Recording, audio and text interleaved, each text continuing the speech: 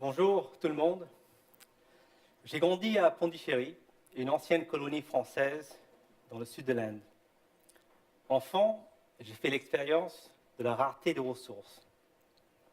En raison du climat sec, la distribution d'eau dans ma ville était rationnée. L'eau n'était disponible que quelques heures par jour. Je prenais une douche quelques rares fois par semaine en utilisant juste un petit seau d'eau. Je me souviens aussi que nous ne jetions jamais quoi que ce soit et qu'on trouvait toujours une façon astucieuse d'allonger la durée de vie des produits tous les jours. Comme ce marchand de chaussures qui non seulement vend des chaussures, mais les répare aussi. J'ai aussi appris comment il était possible de transformer les déchets en quelque chose d'utile. Près de chez moi, il y avait cet homme qui vendait des vieux journaux et des magazines en anglais. Je les dévorais, qu'elle me louait pour quelques centimes, et ainsi ai pu apprendre l'anglais de façon frugale. Après avoir passé les 20 premières années de ma vie dans le Sud, faisant face à la rareté de ressources, je suis parti pour le Nord, attiré par la promesse de l'abondance. J'ai fait mes études en informatique en France, puis je suis allé aux États-Unis pour finalement m'installer dans la Silicon Valley. Pendant plusieurs années, en tant que consultant auprès de grandes entreprises occidentales, je les ai aidées à devenir plus innovantes. En Occident, on associe le progrès et l'innovation au plus. On crée et on achète des produits qui sont de plus en plus sophistiqués sur le plan technologique. Pensez à l'iPhone 5, 6 et bientôt 7, 8. Depuis la révolution industrielle en Occident, nous croyons que faire plus équivaut à faire mieux. Or, nous savons aujourd'hui que les ressources nécessaires pour faire toujours plus, en particulier les ressources naturelles, vont en se raréfiant. Il y a 10 ans, j'ai réalisé qu'il fallait radicalement réinventer notre façon d'innover en Occident. Au lieu de chercher à faire plus avec plus, il fallait qu'on apprenne à faire plus avec moins. Mon expérience personnelle m'a appris que ce mode d'innovation qui utiliserait les ressources de manière plus efficace existe déjà dans le Sud, où vivre avec moins est le mode de vie normal. J'ai donc décidé de revenir à mes racines. J'ai commencé à étudier comment des régions en développement, comme l'Inde, la Chine, l'Afrique et l'Amérique du Sud, étaient capables de se développer malgré une énorme contrainte de ressources, que ce soit les infrastructures, le capital, l'énergie ou l'eau. J'ai découvert que les entrepreneurs et les entreprises dans les pays émergents avaient un état d'esprit unique. Au lieu de percevoir les contraintes de ressources comme un facteur bloquant, ils arrivaient à transcender l'adversité et trouver une façon de créer plus de valeur économique et sociale pour la communauté en faisant plus avec moins. Prenez l'exemple de Kelvin Doe, un adolescent de Sierra Leone qui a récupéré des matériaux dans les poubelles pour construire lui-même un générateur pour alimenter tout son village en électricité. Et ensuite, il a bâti sa propre station de radio qu'il anime aujourd'hui. Kelvin démontre qu'il est possible de valoriser les déchets en créant de nouvelles ressources. Allons maintenant au Pérou. Une école d'ingénieurs à Lima a inventé un énorme panneau de publicité dont la surface absorbe l'humidité de l'air et la condense dans un purificateur d'eau, générant plus de 90 litres d'eau potable par jour. Cette faculté a créé plus de valeur en utilisant moins de ressources. Je l'ai appelée l'innovation frugale. L'innovation frugale est une stratégie de rupture pour 2 raisons. La première, il crée plus de valeur à toutes les parties prenantes. Les actionnaires, bien sûr, mais aussi les consommateurs et la société au sens large. La deuxième est qu'il cherche à réduire non seulement les ressources financières, mais également les ressources naturelles et surtout le temps, la ressource la plus rare et la plus précieuse au monde. À mon avis, c'est dans ce double mouvement de moins de ressources et plus de valeur que se joue la révolution des ressources. Cette révolution est déjà bien entamée dans les pays émergents, mais aujourd'hui elle s'étend aux économies matures. La vraie question est comment une entreprise peut-elle rejoindre cette révolution et en bénéficier? En m'appuyant sur mes recherches, plusieurs entreprises pionnières qui mènent aujourd'hui cette révolution de la ressource, je veux partager avec vous 4 principes clés de l'innovation frugale qui permettront à toute entreprise de faire plus et mieux avec moins. Le premier principe consiste à réduire l'écart entre l'offre et la demande.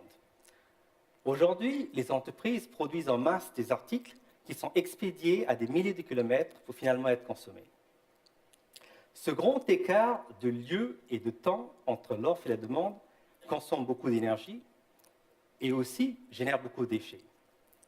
Imaginez que nous réduisons cet écart en produisant au plus proche de la demande. Vous pouvez alors fabriquer localement des produits en plus petite quantité et en utilisant beaucoup moins de ressources. Aujourd'hui, grâce aux imprimantes 3D qui se démocratisent et des Fab Labs et des Tech Shops qui s'ouvrent dans toutes les villes, vous pouvez bientôt fabriquer votre propre produit personnalisé dans votre quartier. Avec cette capacité à fabriquer localement, on peut même envisager bientôt fabriquer nos propres médicaments. En effet, le géant pharmaceutique Novartis est en train de tester un nouveau procédé de fabrication qui s'appelle production continue, co-développé avec le MIT, qui a lieu dans une micro-usine qui est capable de fabriquer des médicaments 10 fois plus vite et 50% moins cher, tout en réduisant les émissions de carbone de 90%, qui est incroyable. Une autre façon de réduire les émissions carbone est de valoriser les déchets, qui est le deuxième principe de l'innovation frugale. Au lieu de recycler vos déchets en circuit fermé, essayez de les réutiliser de façon créative pour offrir de plus en plus de valeur à de plus en plus d'individus, ainsi ouvrant la voie à ce que j'appelle l'économie en spirale. Je vais donner 2 exemples pour montrer comment il est possible d'augmenter la valeur des déchets de manière considérable. Premier exemple, c'est Schools for Future, une entreprise qui encourage les 65 millions d'habitants dans les bidonvilles en Inde à récupérer, ramasser des déchets en plastique et les utiliser pour payer l'éducation de leurs enfants. L'entreprise achète, recycle et revend les déchets et utilise l'argent généré pour installer des écoles dans les bidonvilles. Au-delà des déchets visibles, il existe aussi d'autres déchets invisibles qu'on cherche aussi à se débarrasser et qui pourtant peuvent avoir une énorme valeur. Pensez à la chaleur générée par des milliers de serveurs dans les data centers. Au lieu de réutiliser cette chaleur, on cherche à la dissiper en refroidissant les data centers qui nécessitent encore plus d'énergie. Cette aberration a conduit Paul Benoît, un polytechnicien, à lancer Carnot Computing, une start-up qui fabrique des radiateurs numériques qui utilisent la chaleur générée par les microprocesseurs à l'intérieur des serveurs pour chauffer des maisons et des bureaux. Ça, c'est du génie. Parlant de génie, j'ai trouvé plusieurs preuves d'ingéniosité dans le monde qui démontrent le 3e principe de l'innovation frugale, qui consiste à surmonter la rareté en utilisant l'abondance. Au lieu de réinventer la roue, essayez d'utiliser les ressources que vous avez déjà pour répondre à vos besoins. Prenez le cas de l'Afrique. 80% des Africains n'ont pas d'accès à un compte bancaire. Et 80% d'entre eux n'ont pas non plus accès à l'électricité. Mais 80% d'entre eux ont un téléphone portable.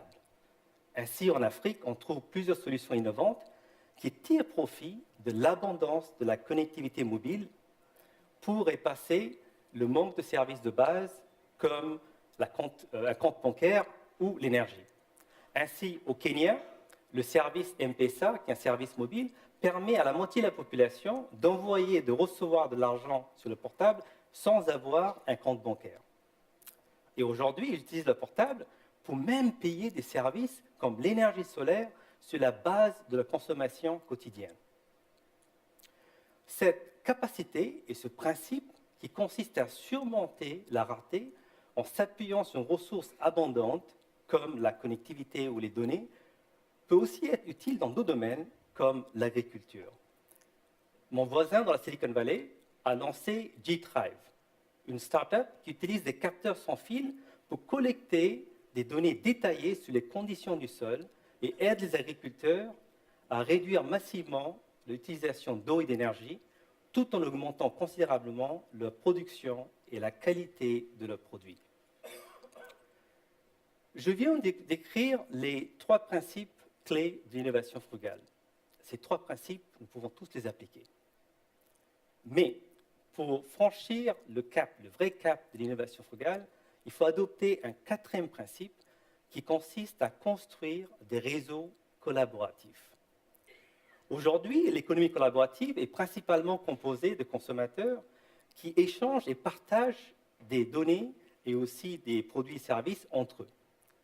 Mais qu'en serait-il si des entreprises commençaient à construire des réseaux collaboratifs qui leur permettraient de partager leurs actifs et ressources entre elles? Cela peut sembler radical, mais pourtant, c'est commencé à arriver. Au Danemark, les entreprises du parc éco-industriel de Kalundborg échangent leurs déchets de production et partagent leurs informations et l'énergie à la façon d'un écosystème collaboratif.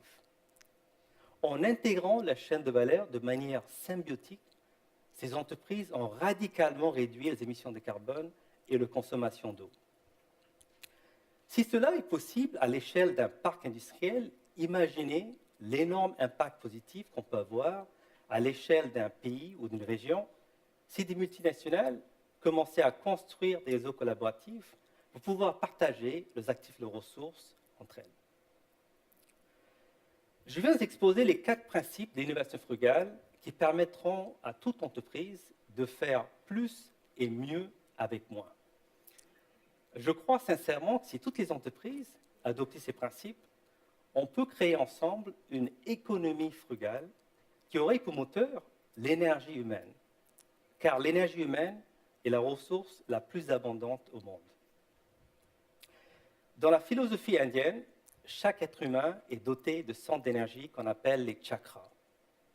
En activant ces chakras, vous pouvez réveiller votre créativité, votre passion et trouver un sens à votre vie. Pour créer la vraie révolution de la ressource, j'aimerais qu'on transcende cette division artificielle entre le Nord et le Sud et qu'on connecte les individus du monde entier afin d'utiliser notre intelligence collective et passion pour co-créer une économie de demain qui serait frugale, durable et inclusive. Merci beaucoup.